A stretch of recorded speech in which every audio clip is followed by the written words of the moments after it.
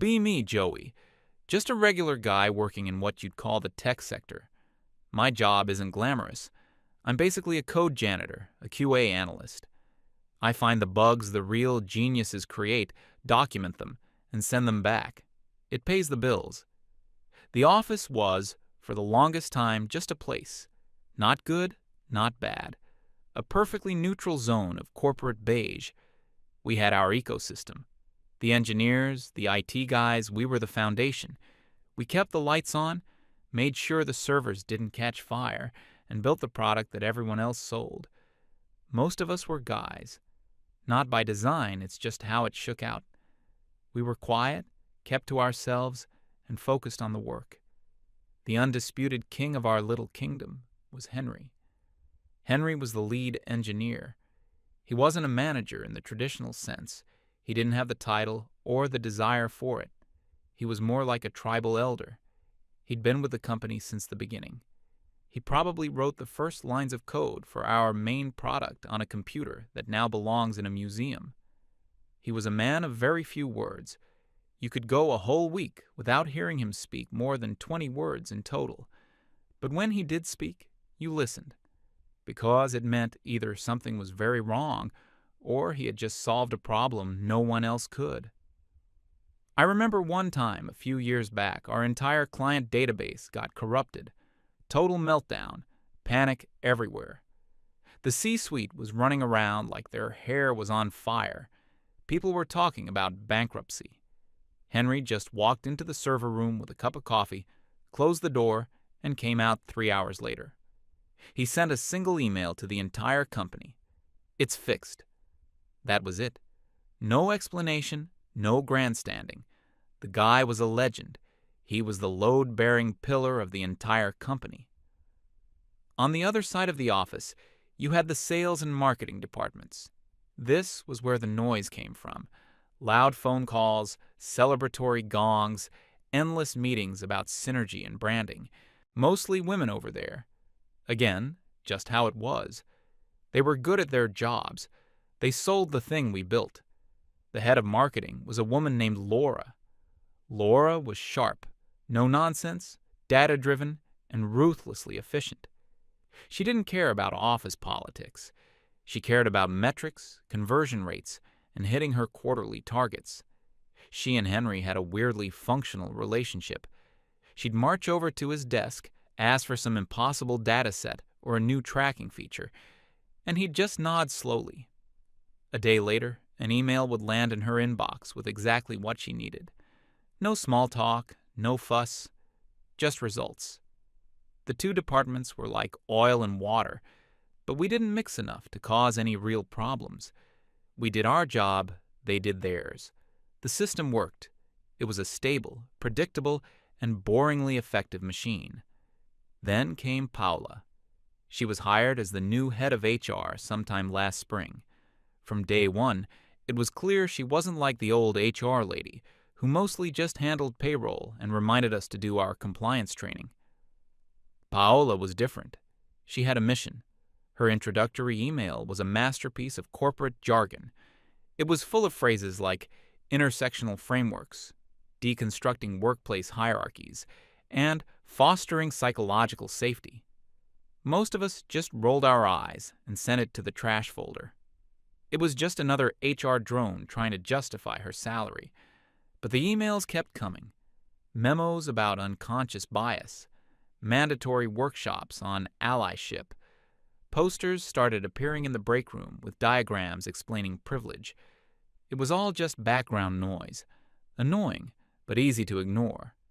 We had actual work to do. Her first real move was to install a feedback box where people could anonymously report microaggressions. Within a week, one of the best IT guys got a formal warning because he'd referred to a group of female colleagues as "you guys." That was the first red flag, the first sign that this wasn't just corporate fluff. Paula started holding these listening sessions. She'd try to get the engineers to talk about their feelings about the workplace culture. Picture a room full of guys who communicate primarily through code comments and bug reports, being asked to share their emotional truth. It was excruciating. just dead silence and the sound of someone's phone buzzing. She interpreted our silence not as a lack of interest, but as evidence of a problem. She saw our quiet focus as toxic masculinity and a refusal to be vulnerable. We weren't being vulnerable. We were being busy. We were trying to hit deadlines, but she had her narrative, and she was sticking to it. Then came the email that changed everything. An all-hands meeting was scheduled for a Thursday afternoon. Mandatory attendance. The whole company packed into the main conference room. Paola stood at the front, beaming, next to a PowerPoint presentation with the company logo and a lot of pastel colors. She started her speech with the usual platitudes, praising our commitment to progress, our journey toward a more equitable future. Then she clicked to the next slide. In huge letters, it read, "The Male Silence Day Initiative." A confused murmur went through the room. She held up her hands for silence, a triumphant smile on her face. She explained that for one full day, all male employees would be required to remain silent. They were not to speak in meetings, not to talk at their desks, not to engage in any verbal communication whatsoever.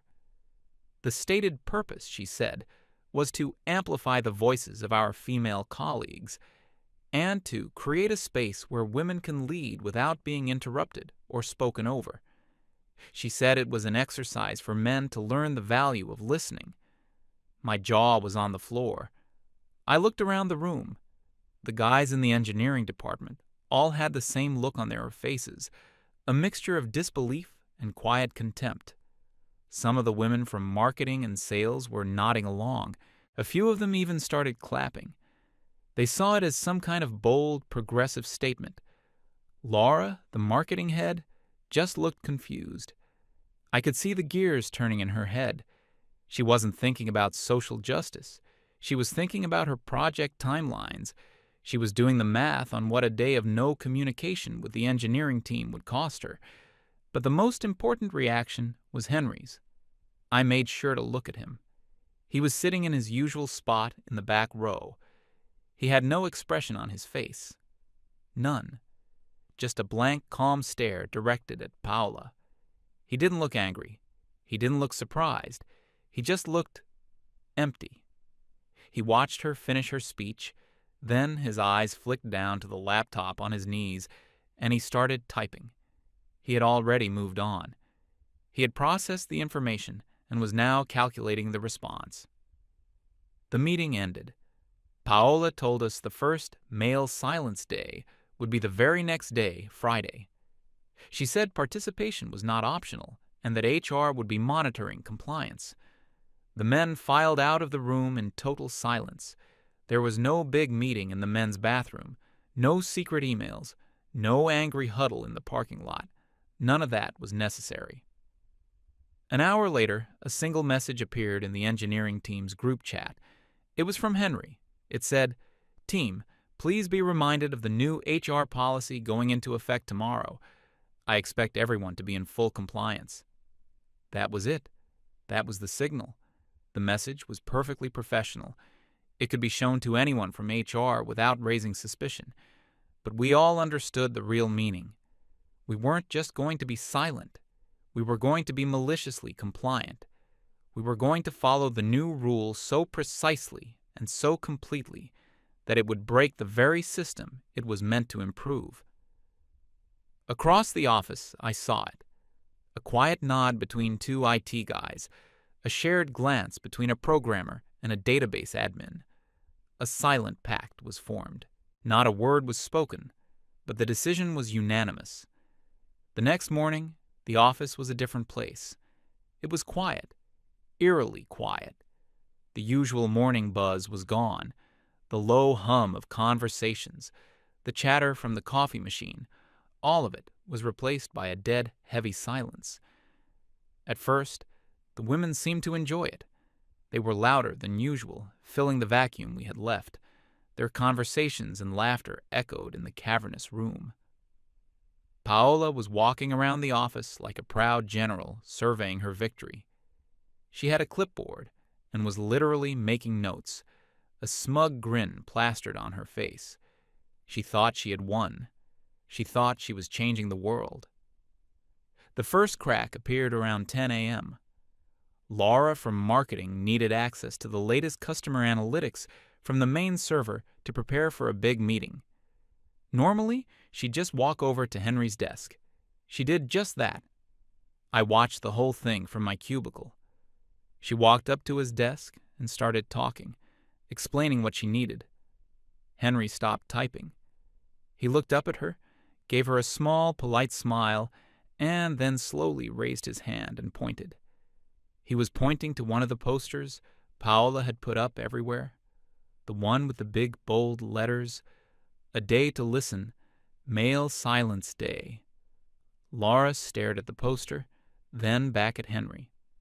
Her expression shifted from confusion to frustration.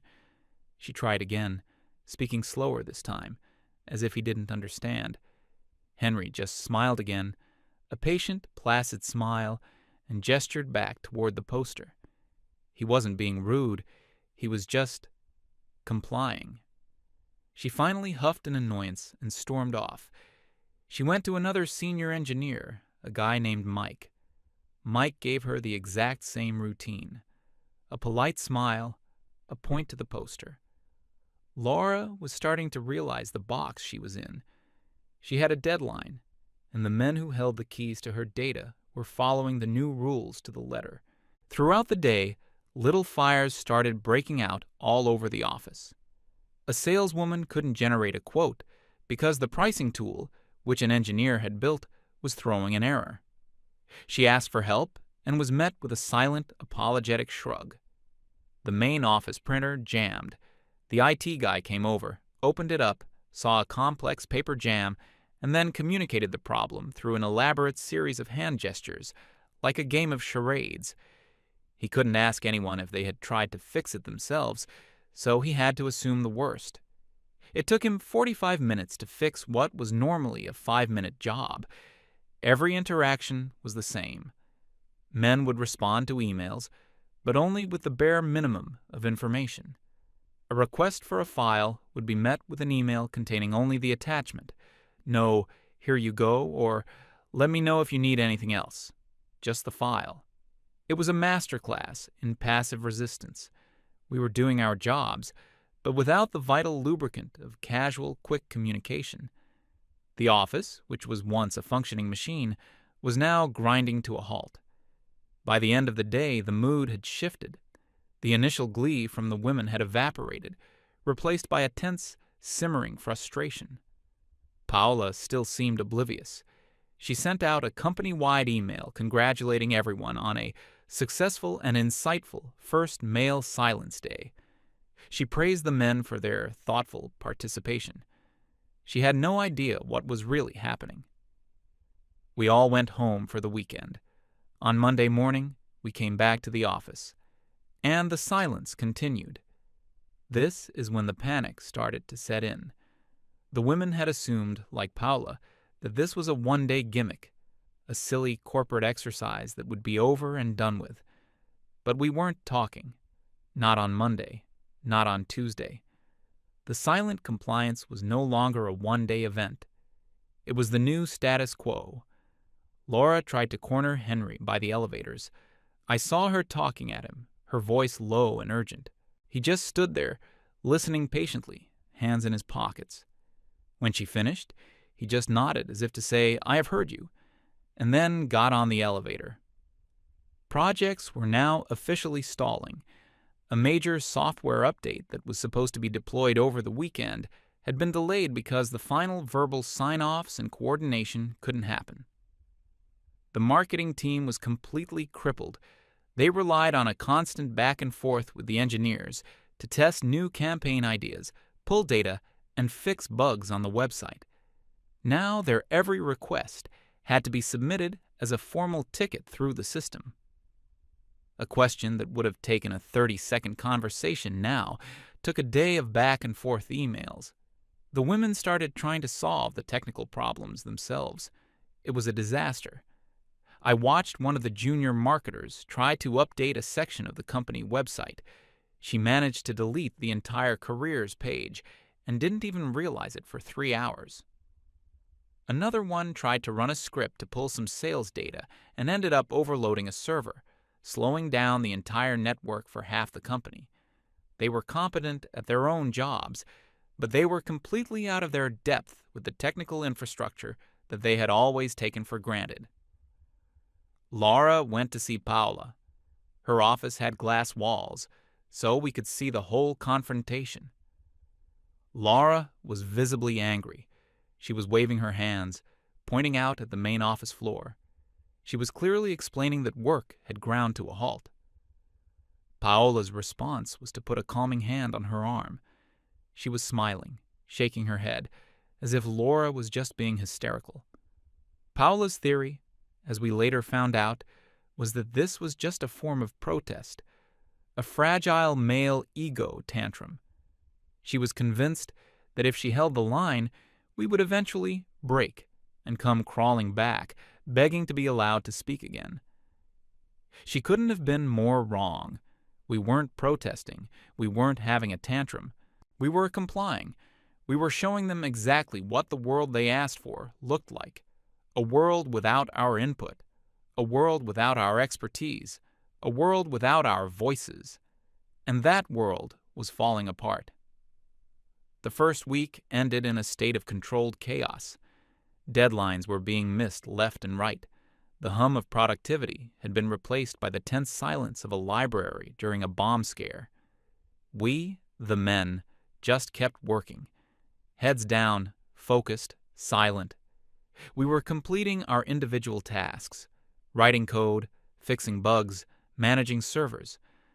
But the connective tissue of the company, the quick questions, the collaborative problem-solving, the casual, hey, can you look at this for a sec, was gone. And without it, the company was bleeding out.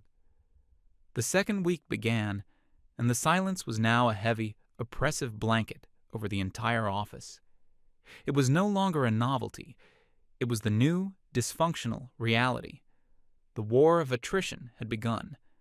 And Paula, in her infinite wisdom, had just decided to double down. The second week started not with a bang, but with a memo. It came from Paula, of course, sent to the entire company. The subject was Reflections and Moving Forward. In it, she addressed the unforeseen challenges of the Male Silence Day initiative, but she didn't apologize. She didn't admit she'd made a mistake. Instead, she reframed our silence. She wrote that some men were engaging in what she called protest silence, a form of weaponized non-communication stemming from masculine fragility. She announced that she would be holding a women-only town hall meeting to discuss female leadership strategies in the face of institutional resistance. She was doubling down. She genuinely believed we were the problem, not her policy. She thought she could win a war of attrition. She had no idea that we weren't fighting. We were just letting her creation run its natural course. The women's town hall happened that afternoon. We could see them all gathered in the big glass-walled conference room. From what I heard later, it was not the unified rah-rah session Paula had envisioned. She tried to give a motivational speech about empowerment and breaking barriers. But Laura immediately cut her off. She stood up with a spreadsheet printed out and started listing, one by one, all the projects that were currently stalled, all the deadlines missed, all the revenue at risk. She wasn't talking about feelings. She was talking about numbers, cold, hard, and undeniable. Other women started to chime in, not with support for Paula, but with their own frustrations. The sales team was furious about the broken quoting tool. The product managers were panicking about the delayed software release. The meeting devolved into an argument. Paola's attempt to build a sisterhood of solidarity had turned into a mutiny. Meanwhile, on our side of the office, something else was happening. A new kind of camaraderie was forming. We started eating lunch together, the whole engineering and IT department. We'd all go to the cafeteria, get our food, and sit at one long table, and we wouldn't say a word, just eat in comfortable silence. It was strange, but it was powerful. It was a visible sign of our unity. We didn't need to talk. We were all on the same page. Little acts of silent support started happening. I saw a junior programmer struggling with a piece of code. He was staring at his screen, completely stuck. Henry, who was walking by, noticed. He didn't say a word. He just pulled up a chair, sat next to the kid, and started pointing at the screen. He pointed at a line of code. The kid would look at it, nod. Henry would point to another. In 5 minutes of silent pointing and nodding, the problem was solved. Henry patted the kid on the shoulder and walked away. We were becoming more efficient in our own strange, silent way, but our efficiency was now completely disconnected from the rest of the company. We were an island. By the middle of the second week, the first email from upper management arrived. It was from the VP of Operations. He wanted to know why the software update was over a week late. Laura had to respond. She had to explain that there were communication bottlenecks with the engineering team. She was trying to be diplomatic, but the truth was leaking out. The cracks were no longer just on the surface. They were now reaching the foundations. Paola, however, was still living in her own reality. She started organizing more workshops, this time for women only. Coding for beginners. Understanding server infrastructure. She thought she could just teach the women to do our jobs. She seemed to believe that decades of specialized knowledge and experience could be replaced by a 2-hour PowerPoint presentation. The attempts were laughable. I saw a group of saleswomen trying to figure out our server rack, holding a printout of a server room for dummies article. They looked like tourists with a map in a foreign country.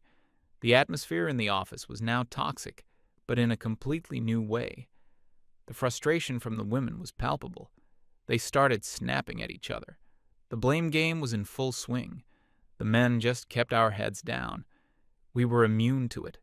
We were in our own silent world. I once made eye contact with Laura from across the room. She looked exhausted, defeated, and for the first time, she looked at me with something that wasn't frustration. It was a look of desperate appeal. I just gave her a small, helpless shrug. My hands were tied by her own side's rules.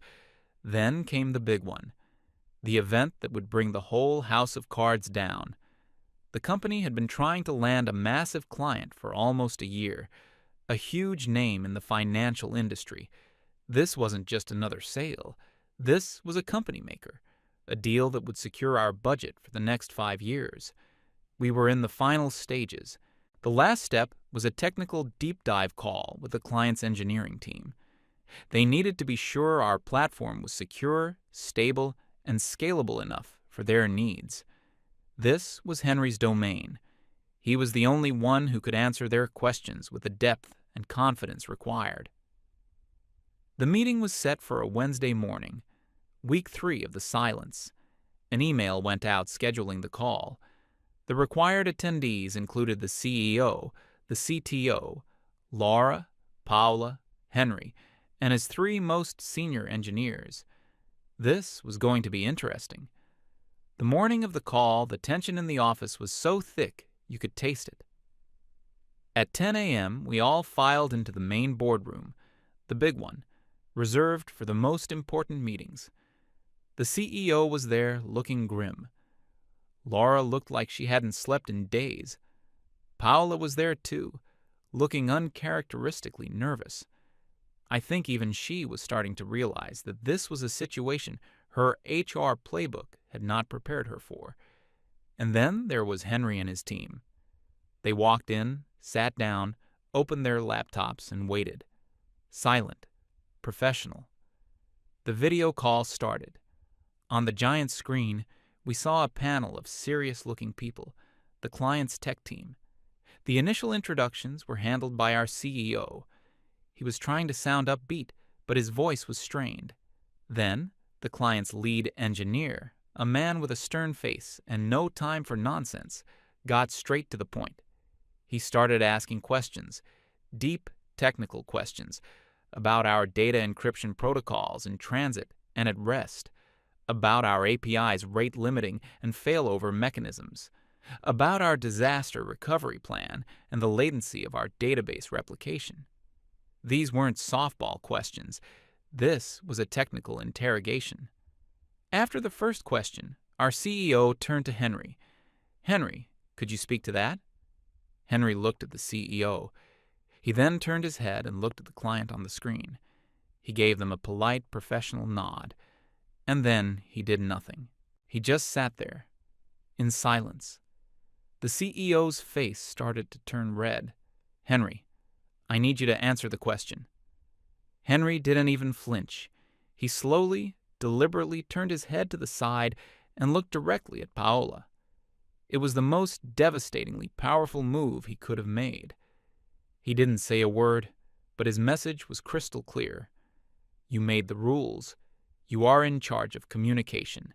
This is your show. All eyes in the room swiveled to Paola. She looked like a deer caught in the headlights of a freight train. She started to stammer. She tried to answer the question about data encryption by talking about synergizing our security paradigms and leveraging best practice frameworks. It was complete, undiluted gibberish, a word salad of corporate buzzwords that meant absolutely nothing. The client's lead engineer on the screen just stared at her, his expression turning from serious to incredulous. He cut her off mid-sentence. "Ma'am, that was not an answer. That wasn't even a sentence. Can someone who actually knows what they're talking about please respond?" The CEO was practically vibrating with rage. He hissed at Henry. "Answer him, now! That's an order." Henry remained perfectly still. He was a statue. He was complying with HR policy. An order from the CEO did not supersede a mandatory company-wide initiative implemented by HR. In the corporate world, HR rules are ironclad. The client's team started talking amongst themselves, their microphones muted. We could just see them shaking their heads. Then, their lead engineer unmuted himself. "You know what?" he said, his voice dripping with contempt. "We're done here. We cannot and will not partner with a company that is this fundamentally broken. Thank you for your time." And the screen went blank. They had hung up. The deal was dead. For about 10 seconds, there was a profound, absolute silence in the boardroom. The only sound was the hum of the air conditioning. Then the CEO exploded. I had never seen anything like it. He slammed his fist on the table so hard that the water pitchers jumped. He turned to Paola, his face a mask of pure fury. He didn't yell. He spoke in a low, shaking voice that was far more terrifying than any shout. He told her to get out. She just stared at him, speechless. He pointed at the door. "Get out of my boardroom, now." She scrambled out of her chair and practically ran from the room. The CEO then looked at Henry. His anger was still there, but it was now mixed with a look of dawning, horrified understanding. He looked at Henry, then at the empty chairs of his silent team, and then around at the wreckage of the call. He just shook his head, looking utterly defeated. He turned to the rest of us. "Meeting's over," he mumbled, and walked out of the room. An hour later, the email landed in everyone's inbox. It was from the CEO himself. Subject: an important update on workplace communication policies. The email was short and to the point. It stated that a recent HR initiative has been immediately and permanently suspended. It went on to say that effective immediately, all employees are expected to resume normal, collaborative, and verbal communication as required to perform their duties. It ended with an apology for any disruption this may have caused to our productivity and our business. It was a total, unconditional surrender. The next morning, Paola called an all-hands meeting, the one where she had to formally announce her defeat. She stood at the front of the room, looking pale and diminished. She read from a script, her voice flat and robotic. She announced that the Male Silence Day initiative was officially over. She didn't apologize. She just said that the learning outcomes of the experiment would be integrated into future HR strategies. When she finished, there was no applause, no reaction at all, just dead silence. Then something amazing happened. Henry, from the back of the room, cleared his throat. It was the first sound any of us had heard him make in 3 weeks. The entire room turned to look at him. He simply asked, "Are we done here? We have a software update to deploy." Paula just nodded, unable to speak. And with that, all the men in the room just stood up in unison and walked out, leaving her alone at the podium. We went back to our desks, and we started talking. But it wasn't the same. It would never be the same. The silence was broken, but the office culture was shattered. The communication was back, but it was different. It was strictly professional, transactional. The small talk was gone. The casual favors were gone. The friendly banter was gone. We did our jobs. We answered questions when asked. We collaborated when required. But the well of goodwill had run dry. We were no longer a team. We were just co-workers. The office became a much quieter, colder, but strangely more efficient place. There were no more distractions, no more pointless meetings, just work. Paula lasted another month. She was a ghost in the office. No one spoke to her unless they absolutely had to. Her authority was gone. One day, she was just gone. Her desk was cleared out overnight. An email from the CEO announced she had decided to pursue other opportunities. No one asked where she went. No one cared. We proved our value, not by shouting about it, but by quietly removing it from the equation. They wanted to know what the office would be like without men's voices. Now they know. It's silent. It's broken. And it's a mess of their own making. As for us, we just work. And we are finally left in peace.